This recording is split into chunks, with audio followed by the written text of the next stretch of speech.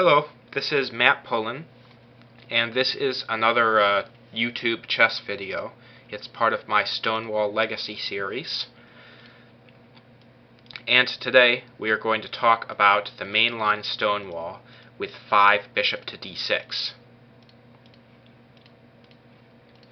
So this is the Stonewall, and now knight to c6 would lead into mainline Stonewall after f4.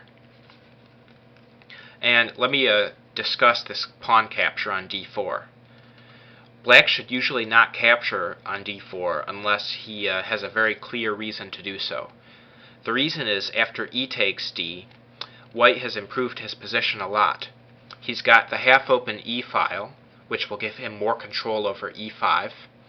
The bishop on c1 will be easier to develop into the game, pointing at the king side.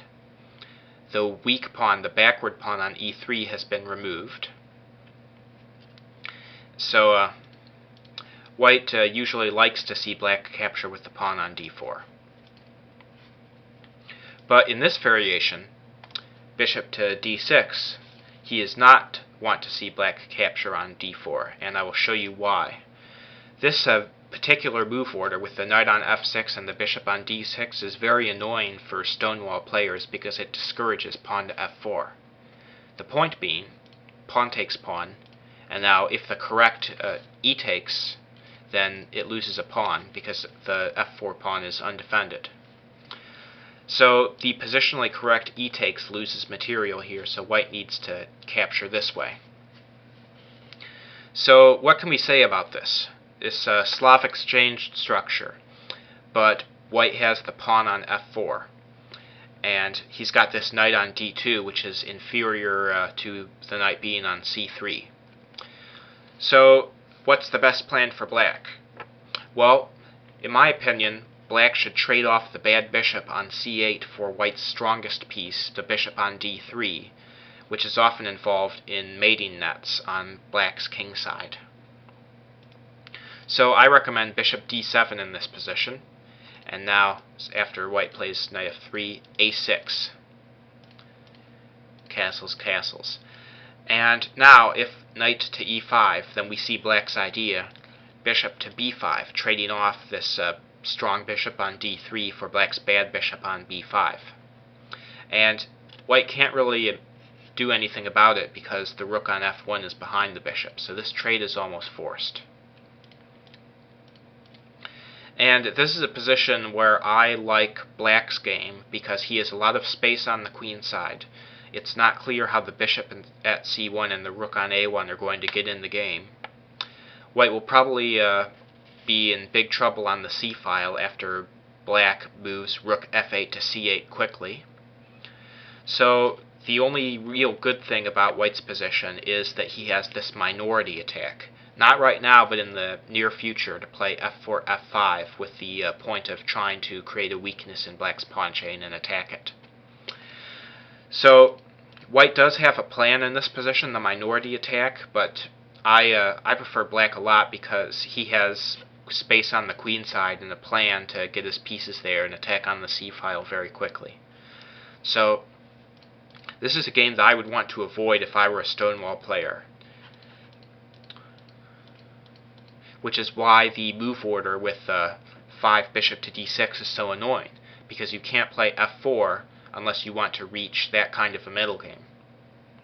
So let me talk about another move, pawn takes, and this exploits the fact that the bishop moves to d6, because to capture again, the bishop needs to waste a tempo.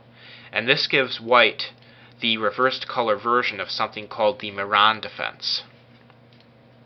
The Mehran Defense is a very popular setup for black against the queen's gambit, so white has a reverse color version of this.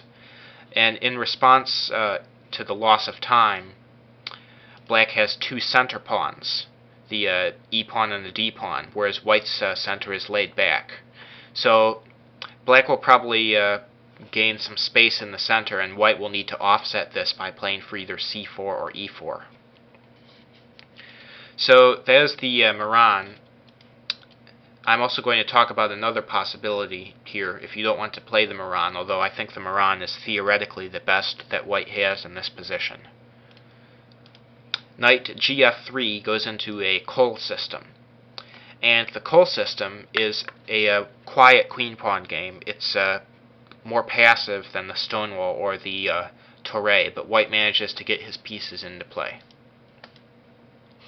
Knight to c6, and black sets up his pieces in a very aggressive manner.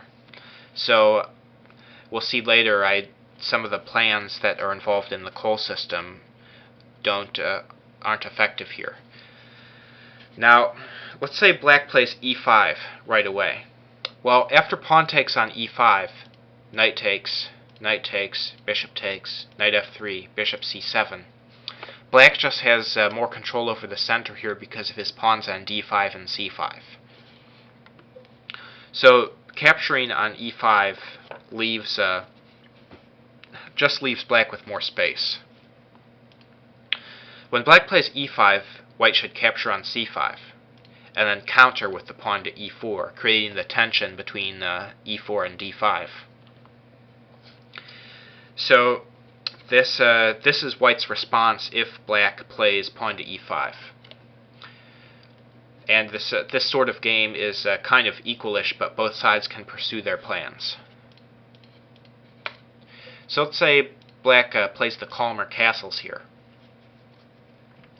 Now, one of the main plans in the Colle System is to play rook e1 and very slowly play for e4, with or without a pawn capture on c5 first.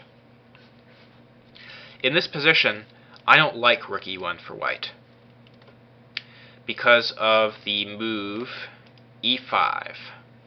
And once again, pawn takes pawn, knight takes just leaves white with a space disadvantage. But you see this move 100% of the time in this position, according to my database. The reason is, in this position, d takes c is very dangerous, because e4, knight g4, attacking the weak square on f2. If white tries to stay on the e-file and guard the f2 pawn, then after f5 he's just getting clobbered. So rook f1 in this position, and black can play bishop to e6. And all of his pieces are on very aggressive squares, and it should be noted, if h3, then black can exchange twice on f2, giving up two pieces for the rook and pawn, and then play pawn to f5, and he'll get a tremendous attack on the white king side. So if white plays rook e1, then e5 is very accurate for black. I would not want to play this. So many moves have been tried in this position. I've seen queen e2, some games with queen c2, and b3. I've even seen a3. But I'm going to suggest a move that's really rare in this position. I've only seen one instance of it in the database on chessgames.com, and that is pawn to h3. My idea is this. I want to play rook e1 and e4, but I don't want to allow that knight to come into g4. Sounds pretty simple, right? If black plays the queen there, I just slide the rook over to e1 and think about playing e4. Same thing, if rook e8, then I play rook e1 and start thinking about e4. So I think the critical test of h3 is to play e5 right away.